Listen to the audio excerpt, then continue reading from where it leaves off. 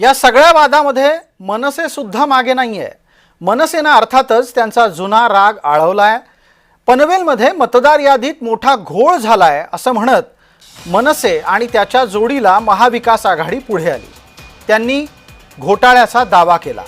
पनवेलमध्ये मतदार यादीतला घोटाळा हा समोर आणत असताना प्रभाग क्रमांक 2 खास करून समोर स्पष्टपणे मांडण्यात आला।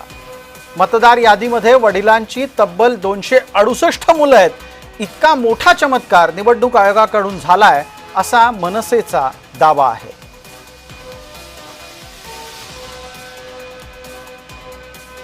हे 268 बोगस मतदार आणि त्याच्यासोबतच हे मयत मतदार जे आहेत, हे जे मयत झालेले आहेत परंतु त्यांची नावं अजूनही यादीमध्ये आहेत, हे जर निवडणुकीच्या